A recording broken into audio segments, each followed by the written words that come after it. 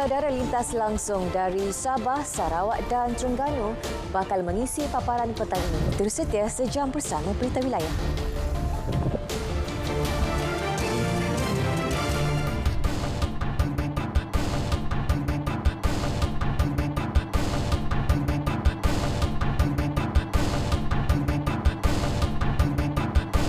Isu kos sara hidup jadi keutamaan kerajaan perpaduan. Jelas Perdana Menteri Datuk Seri Anwar Ibrahim, perbincangan lebih teliti melibatkan tindakan segera berhubung perkara itu akan dilakukan dalam masa terdekat. Walaupun ada yang positif umpamanya dengan kekuatan ringgit sekarang dan juga soal bursa saham yang lebih positif menunjuk keyakinan kepada pentadbiran kerajaan sekarang, tetapi saya masih merasa keutamaan itu harus terhadap kos sara hidup, harga barang yang mencekam dan menekan kehidupan rakyat. Jadi saya telah memohon supaya perbincangan lebih teliti dan tindakan segera untuk mengurangkan tekanan ini, dan saya akan adakan pertemuan segera dengan jabatan dan agensi berkenaan dalam masa terdekat.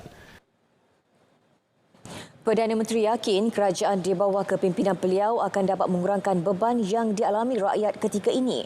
Datuk Seri Anwar menyatakannya pada hari pertamanya di Perdana Putra Putrajaya.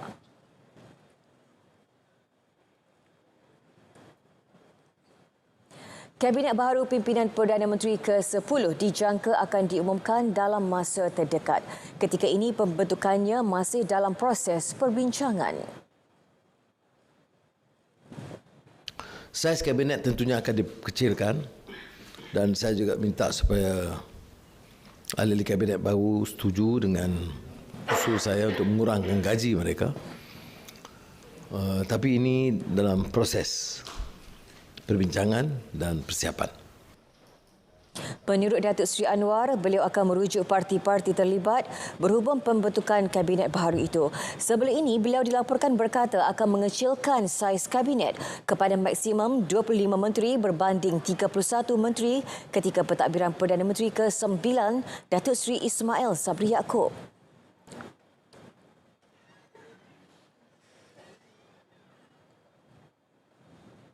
Sementara itu, Perdana Menteri memaklumkan kerajaan perpaduan pimpinannya telah mencapai majoriti 2/3 dengan penyertaan terkini Gabungan Rakyat Sabah GRS. Perkara itu disahkan kepadanya oleh Ketua Menteri Sabah Datuk Seri Haji Jinor yang juga pengerusi GRS. Ini bermakna kekuatan induk kita yang diumumkan semalam, termasuk GPS Sarawak dan sekarang GRS Sabah, yang menunjukkan bahawa kita hampir atau sudah mencecah kekuatan 2/3 ahli parlimen yang akan memperkukuh kestabilan politik negara dan boleh menumpukan perhatian dalam kerja-kerja kita untuk mengangkat martabat negara, mengukuhkan ekonomi dengan maksud untuk membela nasib rakyat. Terdahulu, Datuk Seri Anwar yang memulakan tugas rasmi sebagai Perdana Menteri ke-10 hari ini tiba di bangunan Perdana Putra pada pukul 9.55 pagi. Ketibaan beliau disambut Ketua Setiausaha Negara Tan Sri Muhammad Zuki Ali. Sebelum memasuki pejabat, Datuk Seri Anwar mengimbas kad perakam waktu dan mengaminkan bacaan doa yang dipimpin Pegawai Integriti Jabatan Perdana Menteri Muhammad Reza Ahmad. Hadir sama Ketua Polis Negara Tan Sri Akrisani Abdullah Sani, Panglima Tentera Darat Jeneral Tan Sri Zamrus Muhammad Zain, Ketua Pengarah Perkhidmatan Awam Datuk Sri Muhammad Syafiq Abdullah dan Peguam Negara Tan Sri Idris Harun. Masyarakat berharap pelantikan Datuk Seri Anwar dapat memberi impak positif kepada negara, terutama aspek ekonomi, selain mempertahankan kedaulatan negara termasuk hak dan keistimewaan umat Islam serta kaum Melayu. Cabaran masa depan, tahun depan memang banyak. Ekonomi, kewangan. Jadi kita pun tahu pengalaman dia ada. Dan hubungan dia dengan luar negara sangat baik. Jadi dengan walaupun saya tahu dia menghadapi banyak cabaran, sama-samalah kita bantu dia. Kita sokong dia, apa yang dia buat tu kita sokonglah. Kita bagi dia peluang. Kita bagi dia. Apa yang ada di dalam perlembagaan Malaysia dijaga dengan sebaiknya. Selebih tu keadilan, keharmonian, kecekapan mentadbir negara dan sudah tentunya lah ekonomi dibaik pulihkan dan juga harap sangat semoga projek-projek ataupun pembangunan yang pihak kerajaan terdahulu lakukan diteruskan dan kepada semua ahli politik, cukup-cukuplah politik. Kita sesama berganding bahu bekerjasama, pastikan kerajaan yang ada ini kita bantu. Pastikan negara kita kembali berada dalam landasan yang betul. Kita bagi dia tempoh masa 5 tahun.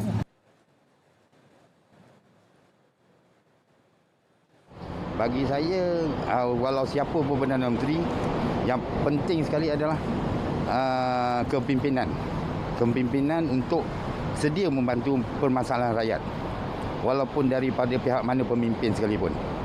Lantikan Datuk Seri Anwar Ibrahim sebagai Perdana Menteri, saya lihat ia sebagai satu perkara yang sangat baik untuk rakyat Malaysia, memandangkan kredibiliti beliau sebagai Menteri Kewangan dahulu. Jadi harapan saya dengan pemerintahan yang baru ini, semoga ia akan memberi manfaat kepada rakyat Malaysia khususnya, dan semoga ekonomi kita sendiri pun akan makin bertambah baik. Saya berharap beliau boleh memimpin negara kita untuk mencapai wawasan 2030 lah. Semoga Perdana Menteri kali ini dapat melunaskan manifesto yang telah dijanjikan dan mengharapkan Malaysia jadi lebih baik. Penganjuran Minggu Saham Amanah Malaysia MSAM 2022 yang merupakan acara literasi kewangan tahunan Permodalan Nasional Berhad memasuki hari kedua berlangsung meriah. Pelbagai aktiviti pendidikan, pelaburan dan pameran yang disertai kira-kira 50 pempamer menanti untuk dikunjungi. Dan untuk perkembangan semasa, terus saja bersama Nora Syikin Harun di Port Dickson Negeri Sembilan. Syikin. Baik, terima kasih. Hari ini merupakan hari kedua bagi penganjuran Minggu Saham Amanah Malaysia MSAM 2022 dan antara pempamer yang turut sama menyokong acara ini adalah pengusaha aplikasi RIS yang juga menyediakan medium untuk membantu orang ramai menyimpan dan juga melabur. Jadi bagi mengetahui dengan lebih berkenaan itu, bersama-sama saya ketika ini ialah Eksekutif RIS Malaysia Sendirian Berhad, Encik Aidi Izhar Muhammad Khalil. Apa khabar Encik Aidi? Baik, Alhamdulillah. Baik, Encik Aidi mungkin boleh kongsikan sikit, terangkan sedikit mengenai aplikasi RIS itu sendiri. Okey. RIS ialah sebuah aplikasi, app yang membantu orang ramai untuk menyimpan dan melabur menggunakan amount yang kecil. So, app ni ialah sebuah app pelaburan mikro.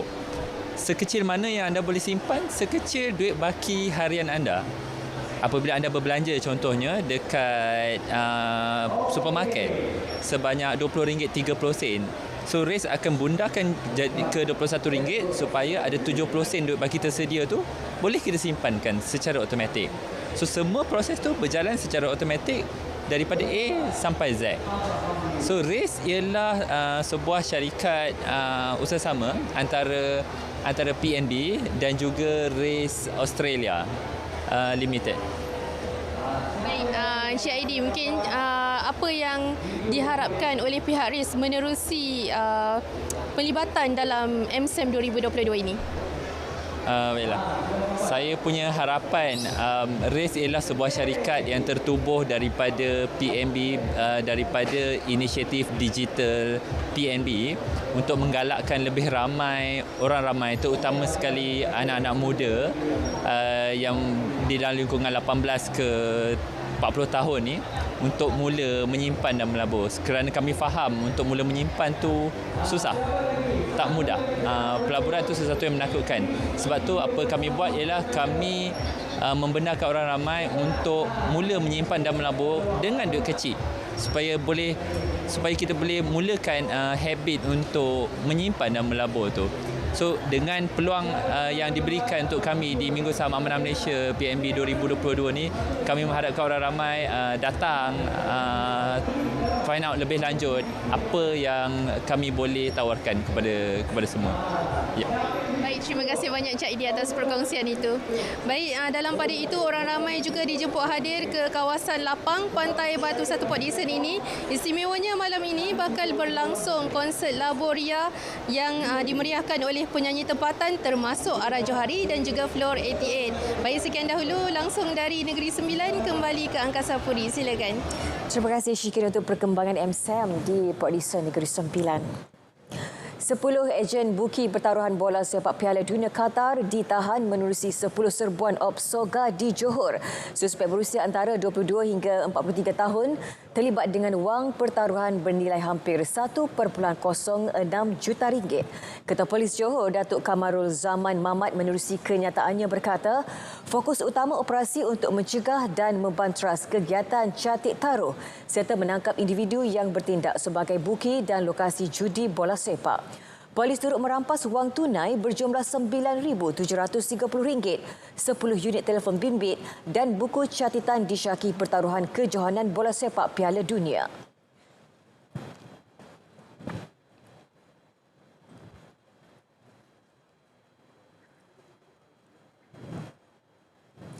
Baiklah, seterusnya untuk perkembangan cuaca semasa kita bersama Pegawai Met Malaysia, Khairatun Nisa Syamsuddin. Silakan Nisa. Assalamualaikum dan salam hormat. Bila kita mulakan laporan cuaca pada petang ini dengan melihat lebih dahulu paparan imej satelit bagi tinjauan cuaca yang terkini. Dan dapat diperhatikan di sini keadaan kelompok awan aktif membawa hujan serta ribut petir dilihat lebih tertumpu di bahagian pantai timur dan juga pedalaman semenanjung Malaysia, juga melibatkan bahagian tengah dan barat negeri Sarawak serta di bahagian perairan negeri Sabah melibatkan bahagian Sandakan dan juga pantai barat. Dan keadaan ini dapat dilihat dengan lebih jelas melalui paparan imej kemeradar yang terkini. Dapat diperhatikan keadaan hujan serta petir dilihat sedang berlaku di 1-2 tempat melibatkan di hampir kesemua negeri di semenanjung Malaysia kecuali di wilayah Persekutuan Kuala Lumpur dan juga Melaka. Keadaan hujan serta petir yang sedang berlaku di negeri-negeri pantai barat dan juga pedalaman ini dijangkakan boleh berlarutan sehingga ke awal malam nanti, manakala keadaan hujan serta petir yang berlaku di bahagian satu tempat di bahagian utara dan juga selatan Selangor ini dijangkakan boleh beransur reda dalam tempoh masa 2 hingga ke 3 jam sahaja lagi.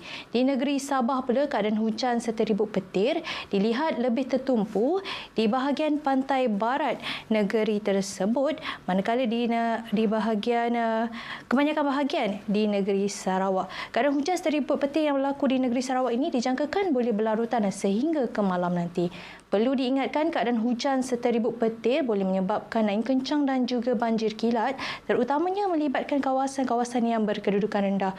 Oleh itu, orang awam diminta untuk sentiasa berwaspada dan juga berhati-hati bagi sebarang kemungkinan bencana yang boleh berlaku. Baiklah, sekian dahulu laporan cuaca daripada saya, Khairatun Nisa Syamsuddin. Assalamualaikum.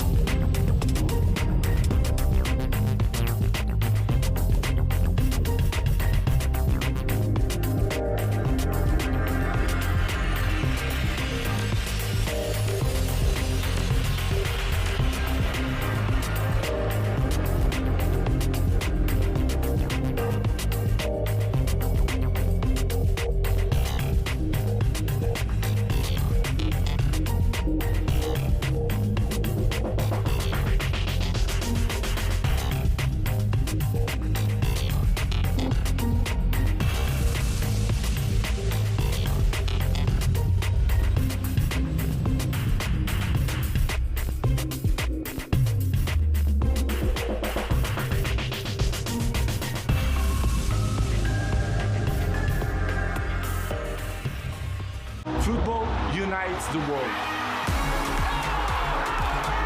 It's in passion. Dans l'amour. In peace. Football unites us in hope. And in joy. O futebol une a todos. El fútbol une al mundo.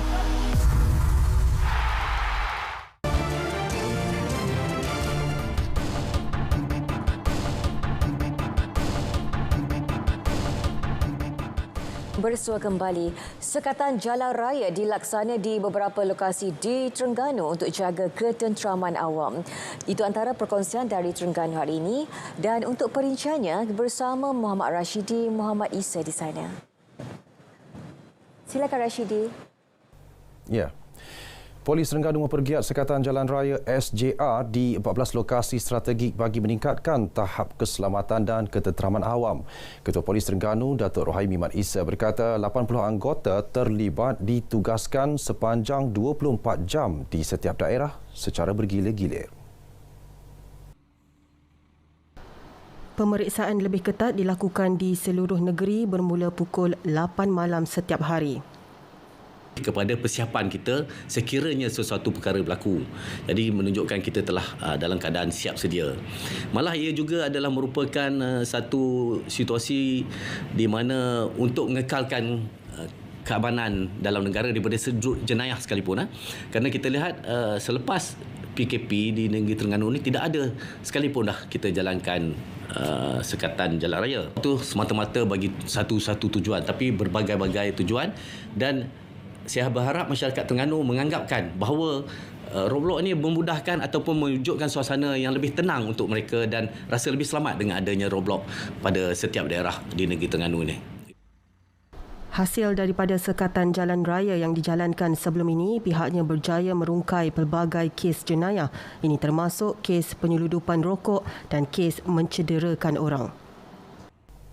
Dalam perkembangan lain, Datuk Rohaimi mengingatkan peminat dan penyokong aktiviti sukan supaya menjadikan platform tersebut sebagai medan perpaduan, sekaligus tidak menjadikannya sebagai tempat merusuh dan tunjuk perasaan. Jangan jadikan arena sukan ini gelanggang untuk permusuhan ataupun pergaduhan. Ia lebih patutnya tujuan untuk perpaduan. Perpaduan dan sama-sama. Sebab kita kena faham bahawa dalam bentuk sukan ni yang datang tu bukannya saja generasi muda, tapi anak-anak dan orang-orang dewasa, orang tua, malah golongan tua. Jadi jangan sampai ketenteraman awam yang telah kita gugat ni menjadi satu mudarat kepada golongan-golongan muda ataupun kanak-kanak ini. Beliau mengulas tindakan penyokong TFC yang membaling objek keras ke arah bas yang membawa pemain Selangor pada perlawanan separuh akhir kedua Piala Malaysia Isnin lalu. Akibatnya 5 penyokong yang dipercayai melakukan khianat dalam kejadian itu berjaya ditahan. Syarikat atau individu disaran melantik pengawal keselamatan bertauliah dan mempunyai permit. Ia bagi memastikan mereka mendapat khidmat berkualiti dan lulus tapisan keselamatan. Setiausaha Bahagian Penguatkuasaan dan Kawalan Kementerian Dalam Negeri Nik Yusaimi Yusof berkata, terdapat syarikat dan individu dikenal pasti melantik agensi keselamatan tidak berlesen dengan KDN. Antara alasannya adalah bayaran lebih rendah dan tidak terikat dengan syarat kementerian. Kita tak boleh memastikan bahawa perkhidmatan yang diberi itu adalah pada tahap yang diinginkan, dan kita khawatir dia juga tidak boleh terikat kepada dia akan cuba lari daripada ataupun menghindari daripada dikenakan tindakan di bawah AAP tadilah 1971. Beliau ditemui pada Ops Cota di sekitar Terengganu. Hasil pemeriksaan terhadap 121 pengawal keselamatan mendapati 6 daripadanya menyalahi etika berpakaian. Manakala menerusi Ops Cota di Lembah Kelang, 19 pengawal keselamatan warga asing ditahan mengikut Akta Agensi Persendirian 1971 kerana tidak mempunyai lesen sah. Jabatan Pertanian Terengganu sedang mengemas kini data bilangan petani yang dijangka terjejas akibat banjir susulan monsun Timur Laut. Setakat ini, lebih 400 petani melibatkan kawasan pertanian seluas 1,000 hektar telah dikenal pasti menghadapi risiko tinggi. Timbalan Pengarah Operasi Jabatan Pertanian Terengganu, Siti Aisyah Saleh berkata, pengemaskinian itu penting untuk memudahkan jabatan membuat penilaian risiko dan mengurangkan kerugian. Untuk itu, bilik gerakan dibuka di peringkat negeri dan daerah untuk pengumpulan data, kerjasama dengan Jabatan Meteorologi serta Jabatan Pengairan dan Saliran juga diperkukuh bagi membolehkan maklumat cuaca disalur segera untuk amaran awal. Kita juga bekerjasama dengan pihak-pihak agensi lain yang terlibat untuk mengurangkan risiko banjir, seperti kita membuat cucian di parit-parit utama dan saliran utama, dan juga kita juga ada melaksanakan gotong royong bersama petani, agensi bersama petani melalui program CSR lah di kawasan yang terlibat, terutamanya padi lah. Kalau ikutkan risiko kepada banjir pada masa ini, kawasan penanaman padi itu kita dapati lebih luas lah, sebab ini adalah antara musim utama yang untuk bagi penanaman padi. Beliau terdahulu membuat tinjauan ke kebun fertigasi cili di Kampung Titian Baru, Kuala Terengganu. Musim ni, musim terkujuh ni, banyak orang kena siap. Pukak kena ada. Dia takut biasa pokok tumbang. Lagi? Tu je lah, bimbang musim hujan ni. Harapan apa? Harapannya kira boleh kotak asyik je lah. Musim hujan ni. Kena ada kot lah. Bila kotak ni? Ni jakaan bulan 1. Bulan 1 tahun depan. Paparan itu mengakhiri perkongsian dari Terengganu. Kembali bersama Atikah di Angkasa Puri. Baik, terima kasih Rashidi untuk perkembangan dari Terengganu. Perkembangan kempen PRU ke-15 Dewan Negeri Tioman, pembangunan, peluang pekerjaan dan perbanyakkan sektor industri pelancongan. Itu antara harapan pengundi muda yang mahu perubahan besar di Dun Terbabit untuk tempoh 5 tahun akan datang. Kita lebih banyakkan lagi pembangunan macam mungkin sektor kilang ke ataupun macam tu untuk lebih ramaikan lagi pekerja lah. Jadi tak perlu ada orang bekerja jauh, contoh pergi di bandar-bandar besar macam Kuala Lumpur ataupun mungkin sini di Pahang, Kuantan semua. Harapan saya yang calon yang pemenang tu dapat membangunkan lagi lah pembangunan kat Rompin ni lah. Semoga sebab supaya pelancong boleh datang lagi ramai kat sini, pembangunan sini boleh lagi ramai orang datang, lebih tahu kat sini adanya pantai yang cantik kan, adanya untuk ada tarikan yang lebih menarik kat sini. Kan Dun Tioman atau Rompin ni sendiri, dia sebenarnya kalau betul-betul ada pemimpin yang betul-betul memperjuangkan kawasan yang dia takbir tu, Rompin di sini pun boleh jadi tempat pelancongan yang lebih maju sebenarnya.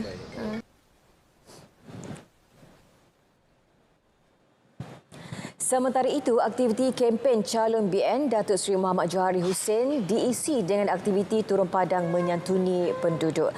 Beliau melawat 2 buah rumah penduduk di Kampung Janglau yang ditimpa musibah ribut hingga menyebabkan kerosakan kediaman. Bantuan segera dikenalpasti untuk disalurkan kepada mangsa melalui Jabatan Kebajikan Masyarakat dan Majlis Ugama Islam Pahang. Bantuan awal pula telah disalurkan menerusi ketua kampung serta agensi terlibat seperti Jabatan Bomba dan Penyelamat Negeri Pahang.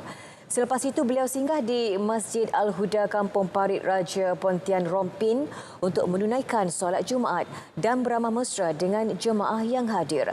Beliau kemudian melawat warga emas Muhammad Zain Maknor yang mengalami sakit batah tulang pinggul sejak 3 bulan lalu akibat terjatuh di rumahnya.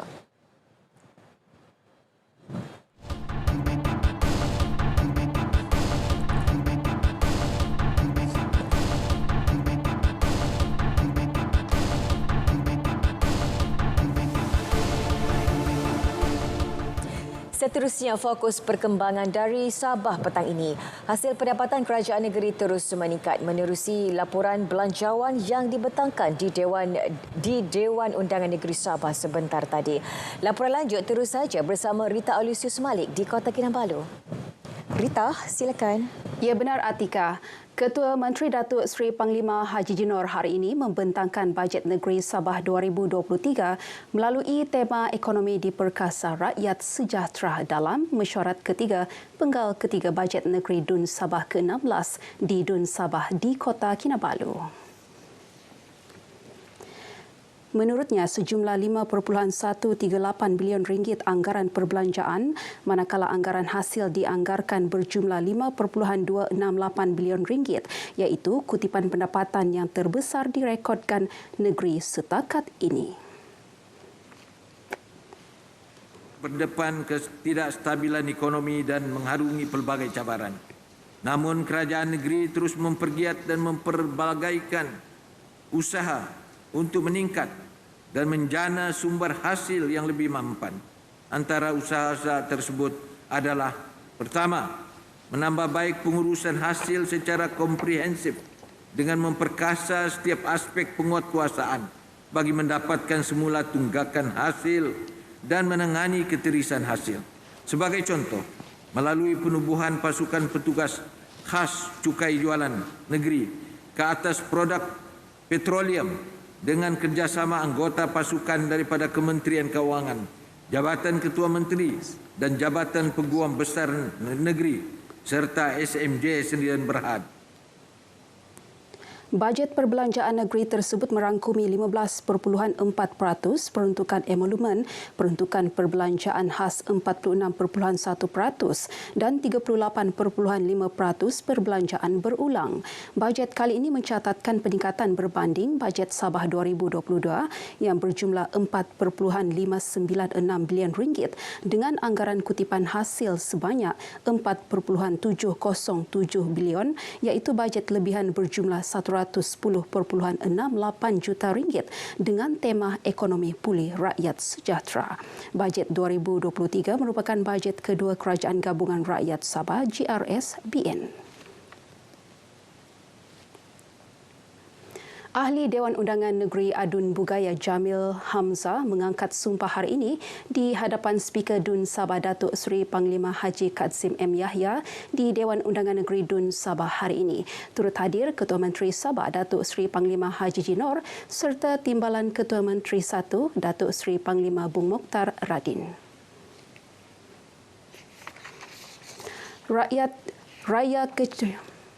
Pelantikan itu dilakukan susulan pengosongan kerusi Adun Bugaya selepas penyandangnya Manis Muka Muhammad Dara daripada Parti Warisan meninggal dunia pada 17 November 2022. Jamil yang juga mewakili Parti Warisan memenangi kerusi Dun Bugaya pada pilihan raya kecil PRK Dun Bugaya yang telah berlangsung serentak dengan pilihan raya umum ke-15 dengan majoriti 6,629 undi sekaligus menewaskan 6 parti lawan yang turut bertanding dalam PRK tersebut. Angkat sumpah ini diadakan sebelum pembentangan bajet negeri Sabah 2023 oleh Datuk Seri Panglima Haji Haji Nur yang juga Menteri Keuangan Sabah.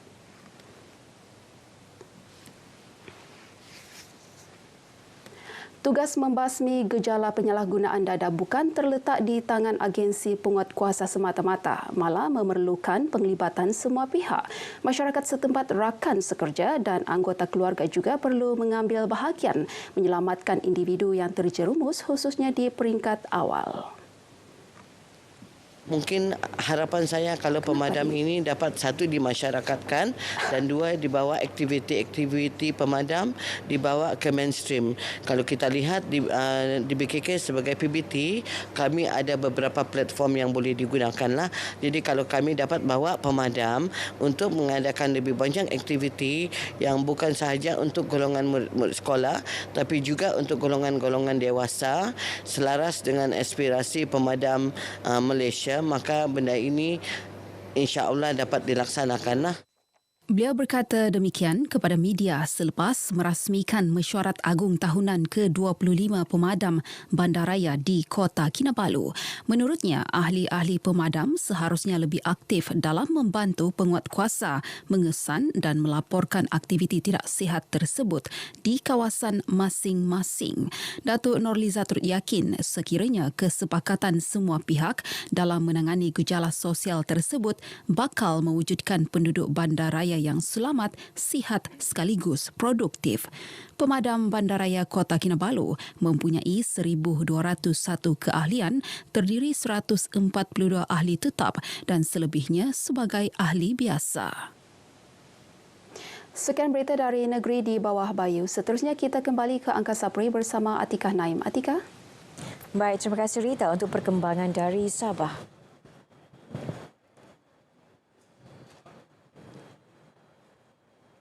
Pemeriksaan imigresen secara pandu lalu di pintu masuk utama Terminal Feri Kenderaan Labuan akan dilaksana akhir bulan ini. Ketua Pegawai Eksekutif Perbadanan Labuan, Ridwan Muhammad Ismail berkata, tujuannya melancarkan aliran trafik selain memudahkan urusan penumpang feri. Pihaknya bersama agensi berkaitan akan membuka kaunter imigresen di lokasi strategik di terminal berkenaan untuk memudahkan pemeriksaan dilakukan. Manakala kaunter tiket feri yang kini berada dalam kawasan terminal akan dipindahkan ke luar terminal. Drive-thru ini untuk memudahkan kepada penumpang-penumpang yang punya kenderaan bersama dengan keluarga ataupun rakan-rakan tidak perlu keluar lagi. Cuma dia keluar untuk membeli tiket, kemudian untuk cop bersama dengan IC hanya di dalam kereta saja untuk pemandu saja yang akan mengeluarkan dokumen-dokumen yang diperlukan. So ini insya-Allah akan lebih dapat melancarkan di samping itu memberi keselesaan kepada pengguna-pengguna kita. Beliau ditemui selepas mengadakan lawatan ke terminal berkenaan. Pengarah Jabatan Imigresen Labuan, Raymond Entalai, turut mengesahkan penguatkuasaan pemeriksaan imigresen secara pandu lalu tersebut. Untuk set up satu kabin dengan 2 kaunter, kemungkinan first week of December akan di lokasi yang sesuai lah. So macam Tuan Haji katakan, kita akan bagi kemudahan kepada yang umur 65 tahun ke atas dan OKU bagi kelonggaran terus berada di dalam kereta. Sistem baru tersebut akan memudahkan orang ramai. Pemeriksaan ketat dibuat atas permintaan Kerajaan Negeri Sabah susulan isu penyalahgunaan dasar aliran bebas di terminal yang menyebabkan kemasukan tidak terkawal ke Sabah.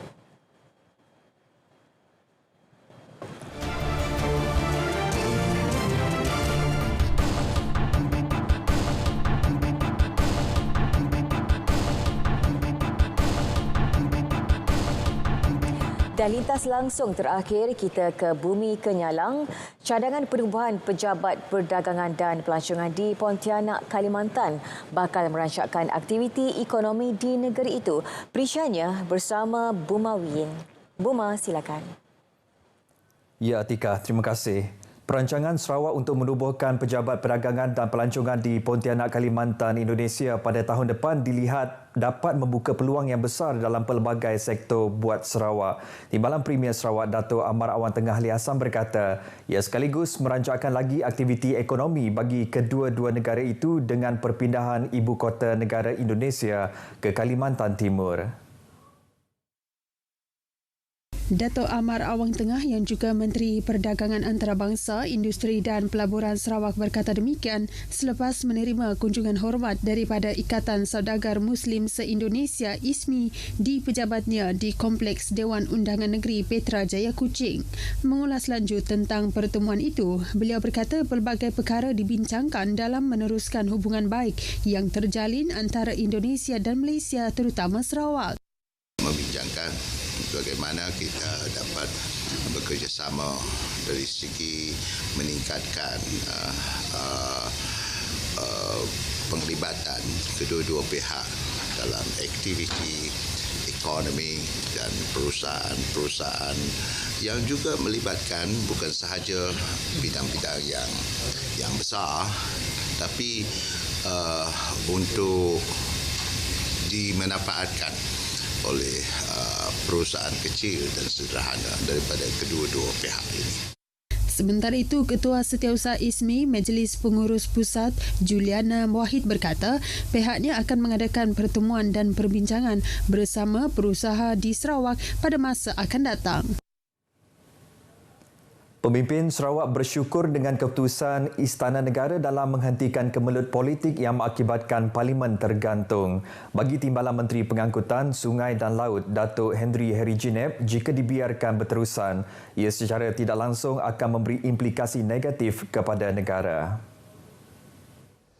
Dan kita tak mau hang Parlimen terlalu lama. Bagi kita di Sarawak, kita menyambut baik unity government. So we consider it unity government. It's not Pakatan Harapan government. It's not Barisan government or whatever government. Oleh itu, beliau menyokong penuh pembentukan kerajaan perpaduan seperti mana titah Yang di-Pertuan Agong Al-Sultan Abdullah Riyatuddin Al-Mustafa Billah Shah yang juga melibatkan Gabungan Parti Sarawak GPS. Sementara itu, Timbalan Menteri di Jabatan Premier Sarawak, Hal Ehwal Korporat, Penerangan dan UKAS, Datuk Abdullah Saidul menyifatkan pelantikan Datuk Seri Anwar Ibrahim sebagai Perdana Menteri ke-10 membuka lembaran baru kepada Sarawak. Saya yakin dalam pertemuan ini nanti Yang Amat Berhormat Premier akan memberi pendirian GPS tentang beberapa perkara, terutama sekali tentang perjuangan kita untuk menuntut hak dan kepentingan negeri. Saya rasa itu perkara yang tidak kita akan tolerate. Yang kedua ialah untuk menghormati Perlembagaan Negeri Sarawak. Mereka memberitahu demikian kepada pengamal media semasa ditemui di Dun Petrajaya Kuching.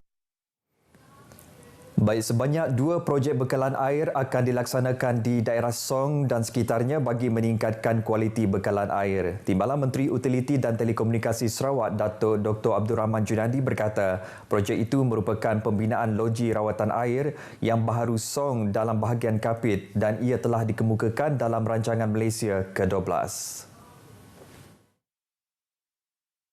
Ujar Datuk Dr. Abdul Rahman, projek kedua pula projek cadangan penyambungan paip retikulasi di bawah projek bekalan air luar bandar bagi kawasan Kapit, Song, Kanawit bahagian Kapit negeri ini.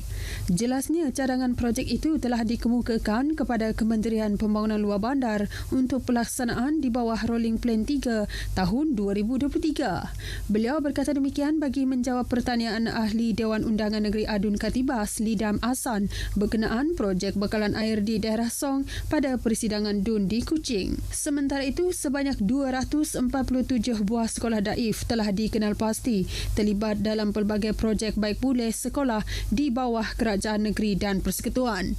Menurut Timbalan Menteri Pendidikan, Inovasi dan Pembangunan Bakat Datuk Dr. Anwar Rapai, daripada jumlah tersebut 25% bersamaan 62 buah sekolah siap dibina.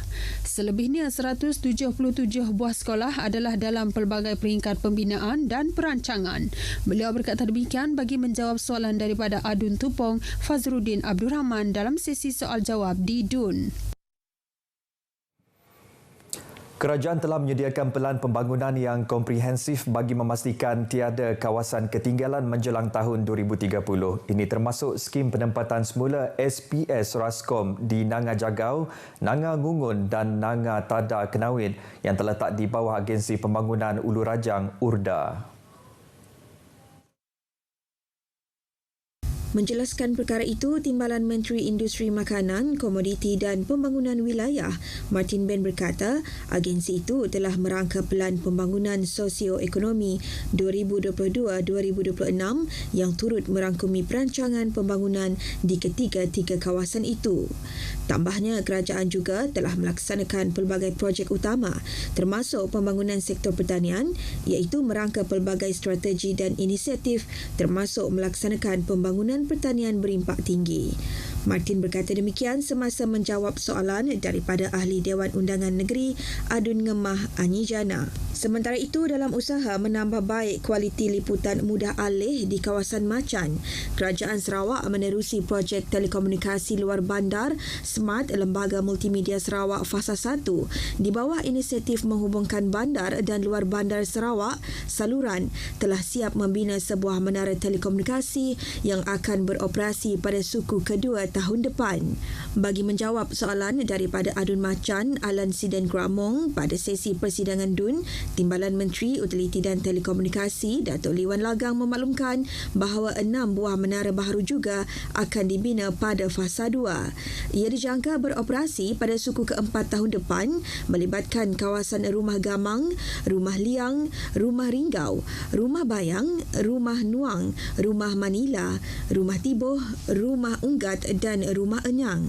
Tambahnya, Kerajaan Persekutuan juga telah melaksanakan inisiatif seperti perluasan rangkaian gentian optik baharu bagi menyediakan perkhidmatan jalur lebar talian tetap meliputi 940 buah premis yang telah siap sepenuhnya pada Ogos lalu. Ahli Dewan Undangan Negeri Adun Lingga Dayan Noraza Awang Sohor mencadangkan agar tanaman makanan alternatif haiwan ternakan iaitu daun ketum ayam dikomersialkan di Sarawak. Menurut beliau, penanaman tanaman tersebut amat mudah selain semua haiwan ternakan dapat diberi tumpuan sebagai makanan alternatif. Dayang Norazah memberitahu tanaman tersebut tidak memberi kesan negatif kepada haiwan ternakan. Malah ternakan bertambah sihat dan kualiti daging hampir menyamai kualiti organik. Membahaskan rang undang-undang RUU Perbekalan 2023-2022 pada persidangan Dewan Undangan Negeri hari ini, beliau mendedahkan pembekalan tumbuhan ini disambut baik di seluruh negara. Katanya, jika tanaman ini dapat dikomersialkan di Sarawak, ia secara langsung dapat membantu pertumbuhan ekonomi dalam industri tanaman dan penternakan. Sementara itu, pada perbahasan RUU yang sama, Sarawak digesa untuk mempertimbangkan cadangan pembukaan syarikat penerbangan sendiri seperti yang diumumkan oleh Premier Sarawak Datuk Patinggi Tan Sri Abang Johariton Openg sebelum ini. Adun Bawang Asan Datuk Sri Wong Sun Koh berkata, namun satu kajian terperinci mengenai perkara itu mesti dilakukan bagi meneliti cadangan tersebut. Baik saudara, sekian berita dari Sarawak. Kita kembali bersama Atika di Angkasa Puri. Atika, silakan. Terima kasih Bu Mak untuk perkembangan dari Sarawak. Kakak, jangan buat macam tu. Kenapa? Kan ayah ada bagi tahu dulu, tak baik buang sampah merata-rata. Berdosa tau.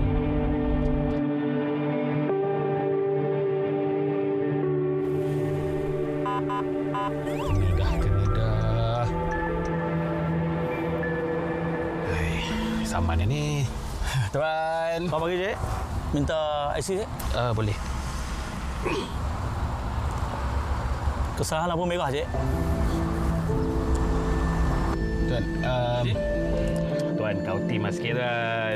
Ayah, janganlah macam tu. Itu kan rasuah. Berdosa tau. Betul apa yang anak Cik cakap. Jangan lama macam tu, Cik. Ni saman. Maaf, Cik. Hati-hati madu, Cik.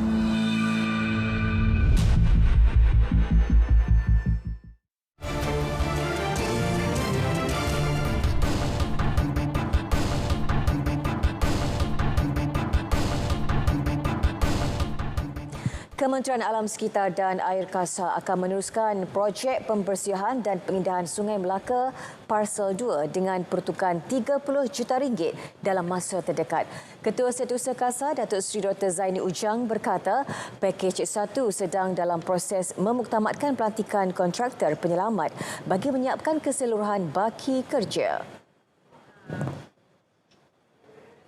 Projek fasa 1 dan fasa 2. Fasa 2 ni terbagi pada 3 pakej. Pakej pertama, pakej kedua ke pakej ketiga. Pakej pertama ni yang tak siap. Inilah daripada sini. Dia sampai ke jambatan. Kalau naik tu ada jambatan, satu jambatan. Itu yang tak siap. Pakej kedua, ketiga dah siap. Dah diserahkan pun kepada Kerajaan Negeri Melaka. Beliau berkata demikian selepas mengiringi Yang di-Pertuan Negeri Melaka Tun Muhammad Ali Muhammad Rustam melawat projek pembersihan dan pengindahan Sungai Melaka Parsel 2. Kerajaan Johor mengumumkan cuti peristiwa Ahad ini sempena perlawanan akhir Piala Malaysia Johor Darul Takzim JDT menentang Selangor FC esok. Menteri Besar Johor Datuk On Hafiz Ghazi berkata, cuti berkenaan juga bagi menghargai sokongan padu rakyat kepada skuad Harimau Selatan.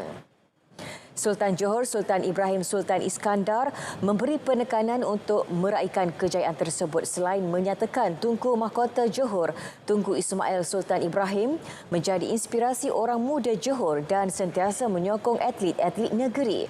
Sementara itu, Setiausaha Kerajaan Johor Tan Sri Dr. Azmi Rohani memberitahu cuti peristiwa itu untuk memudahkan para penyokong menyaksikan perlawanan akhir Piala Malaysia serta memberi keselesaan kepada mereka merancang dan mengatur perjalanan supaya tidak tergesa-gesa dan selamat. Pengisytiharan cuti ini selaras dengan Seksyen 8 dan 9 Akta Hari Kelepasan 1951 Akta 369. Ini pula seorang lelaki dilaporkan hilang semasa mendaki di kawasan Bukit Durian Batu 10 Paguh Muar kira-kira pukul 7 malam tadi. Komander Operasi Penolong Penguasa Bomba Mamak Fadil Ismail memaklumkan kehilangan Goh Sang Seng 56 tahun disedari 20 rakan mendakinya selepas tiba di checkpoint 2 laluan tersebut. Rakan-rakannya cuba mencari mangsa kira-kira 5 jam sebelum menghubungi pihak berkuasa tengah malam tadi. Operasi mencari dan menyelamat Goh kiat dijalankan JBPM Johor sejak pukul 7 pagi tadi melibatkan 11 anggota dan sebuah jentera.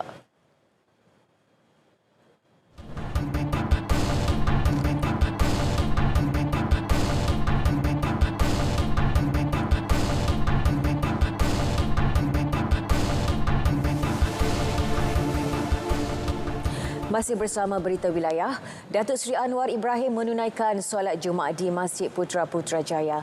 Ketibaan Perdana Menteri pada pukul 1 tengah hari disambut jawatankuasa masjid dan para jemaah di pintu masuk utama masjid. Turut sama menemani Perdana Menteri menunaikan solat Jumaat adalah Ketua Setiausaha Negara Tan Sri Muhammad Zuki Ali.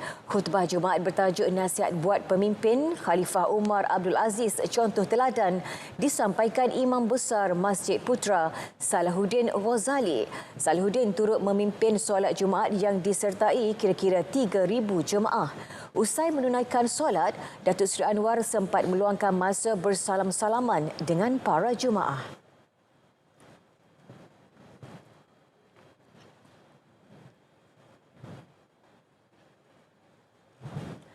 Tarikh ujian penilaian kelas KAFA UPKK bagi subjek Ulum Syariah, Akidah dan Ibadah akan dipindah buat kali kedua. Ketua Pengarah JAKIM, Datuk Hakimah Muhammad Yusof memaklumkan kertas yang sepatutnya diduduki Isnin ini dipindah kepada tarikh baru 5 Disember. Ini susulan pengumuman Perdana Menteri Datuk Seri Anwar Ibrahim bahawa Isnin ini merupakan cuti peristiwa. Bagaimanapun, subjek lain seperti Sirah Jawi dan Khat, Adab dan Lughah Al-Quran akan tetap berjalan seperti biasa yang dijadualkan pada 29 November hingga 1 Disember.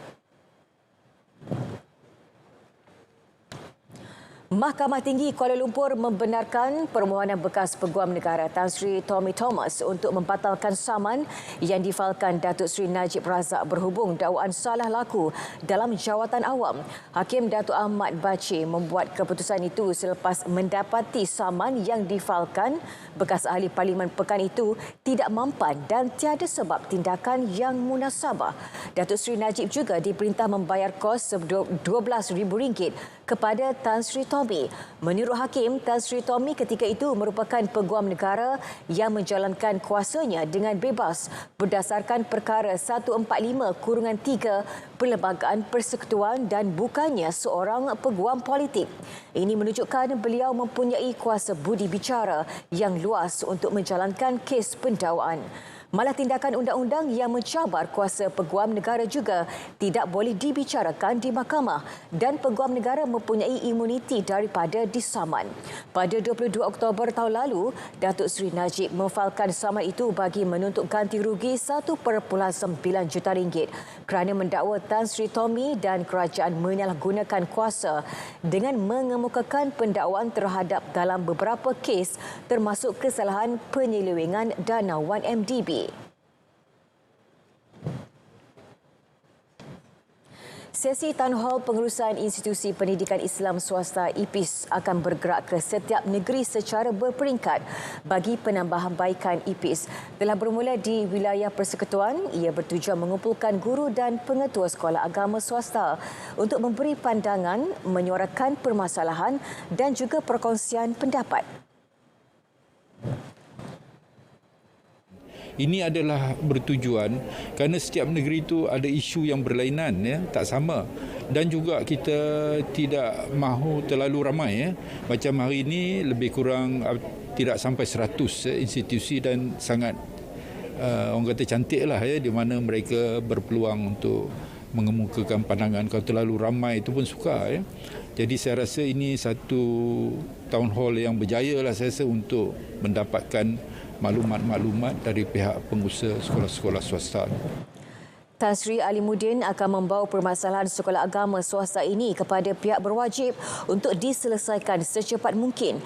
Antara permasalahan berkaitan kelulusan menduduki oleh pihak bomba kerana banyak sekolah swasta didirikan di kawasan lot rumah kedai sehingga sukar mendapatkan kebenaran untuk berdaftar.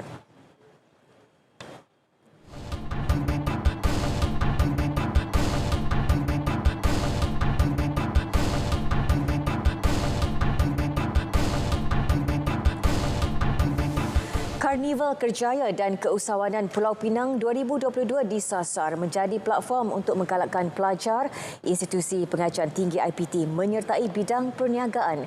Melaluinya, peserta didedahkan dengan teknik dan strategi menghadapi cabaran dunia perniagaan. Esko Perdagangan Dalam Negeri Antarabangsa Hal Ehwal Pengguna dan Pembangunan Keusahawanan Pulau Pinang, Datuk Abdul Halim Hussein berkata, Karnival 3 hari itu adalah inisiatif Universiti Sains Malaysia USM. Program ini kita untukkan sebanyak 150,000 lah. Seperti yang saya sebut tadi, bertemakan keusahanan satu budaya. Seperti saya sebut juga yang kempen satu budaya ini selaras dengan visi Penang 2030 iaitu meningkatkan pendapatan isi rumah ataupun peningkatan pendapatan isi keluarga. Beliau ditemui selepas merasmikan karnival tersebut di USM. Keperkembangan banjir di Perak. 3 pusat pemindahan sementara PPS di daerah Perak Tengah ditutup sepenuhnya hari ini. Penutupan itu menjadikan hanya 4 PPS masih beroperasi di negeri berkenaan. Sekretariat Jawatankuasa Pengurusan Bencana Negeri menerusi kenyataan memaklumkan kesemua penduduk terjejas banjir di Perak Tengah dibenarkan pulang setelah air surut dan kediaman selamat untuk didiami. Daerah Manjung masih mencatatkan jumlah penduduk terjejas paling ramai iaitu 182 keluarga daripada 57. Diikuti daerah hilir Perak dengan 35 keluarga melibatkan 140 penduduk terjejas di 2 PPS. Manakala daerah Larut Matang dan Selama menempatkan 17 penduduk terjejas daripada 6 keluarga.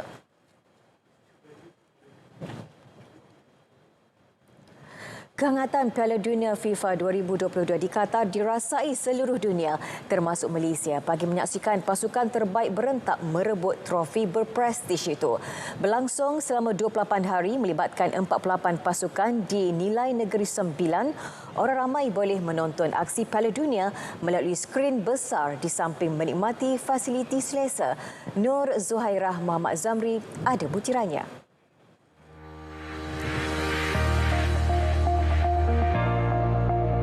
Perbezaan masa dan jadual perlawanan aksi Piala Dunia 2022 yang tidak jauh dengan Malaysia mendorong Jambox at Nilai menyiarkan 64 perlawanan secara langsung. Menjadi tempat siaran langsung Piala Dunia terbesar di Negeri Sembilan, fasiliti seperti skrin gergasi, medan selera serta ruang yang luas memberi keselesaan kepada pengunjung. Menurut pengerusi Jambox at Nilai, Tunku Said Razman Tunku Said Idrus Al-Qadri, gerai makanan yang mewakili setiap negeri di Malaysia serta persekitaran yang selamat membolehkan peminat bola sepak membawa keluarga, terutamanya anak-anak untuk sama-sama menonton. Kita mengambil kesempatan ini untuk mengajak orang ramai sambil beriadah mencuba makanan-makanan yang menarik yang kita sediakan di sini daripada setiap negeri seperti mana yang diketahui umum. Sambil itu kita mengajak mereka bersama-sama meraihkan Pesta Bola World Cup ini di mana kita mempunyai big screen di luar sana dapat menampung ramai orang untuk melihat ataupun menonton secara live di sebelah malam. Dalam pada itu, Datuk Bandar Majlis Bandaraya Seremban MBS, Datuk Masri Razali berkata, cara ini juga dapat meningkatkan aktiviti pelancongan. Kami sentiasa menyokonglah program-program sumbang begini. Bukan setakat ia lebih bentuk yang lebih terkawal dan juga tempat ini pun selamat dan maknanya kita tak perlu risaulah nak datang. Dan dengan kawalan keselamatan yang ada, saya yakin percaya tempat ini sesuai lah untuk kita buat satu tempat berkumpul yang bermanfaat untuk sama untuk keluarga ataupun untuk sesiapa juga yang datang ke daerah Seremban ini. Pemain bola sepak pasukan Negeri Sembilan FC turut menyambut positif inisiatif tersebut. Ini first time saya sampai dan saya as a footballer, saya rasa ini satu pendekatan yang baik untuk kita fans, untuk sambil kita tengok bola, kita boleh orang kata bola sepak ni sebenarnya menyatukan kita rakyat. Dan saya rasa ini salah satu usaha untuk kita sambil kita tengok bola, kita boleh lepak-lepak, borak-borak dan yang paling penting suasana dia sangat menarik kat sini. Satu benda yang baguslah sewaktu Piala Dunia ni, Gamebox dapat buat satu event untuk siarkan perlawanan Piala Dunia secara langsung dan juga tempat yang sesuai dan makanan-makanan yang kita boleh dapat dan senang untuk kita bawa family semua datang untuk menyaksikan bola sepak Piala Dunia ni. This is very good. First time I come to here. I come to sometimes in Nilai, but I never come to here. This is very good, beautiful, no? New. This is atmosphere, World Cup atmosphere. This is good. I like. Sempena Piala Dunia FIFA 2022, Jambox at Nilai menyediakan skrin besar untuk orang ramai menyaksikan perlawanan kegemaran mereka bersama rakan-rakan dan juga keluarga. Di sini juga disediakan pelbagai fasiliti untuk keselesaan pengunjung. Jadi mari beramai-ramai ke Jambox at Nilai kerana bola sepak itu menyatukan. Saya sokong Brazil, anda pula bagaimana? Laporan Nur Zuhairah Muhammad Zamri, RTM. Baiklah saudara, berita wilayah berakhir di sini. Dapatkan perkembangan sahih sepanjang masa melalui portal berita.rtm.gov.my yang sahih di RTM. Assalamualaikum, salam sejahtera. Saya Atika Naim. Jumpa lagi.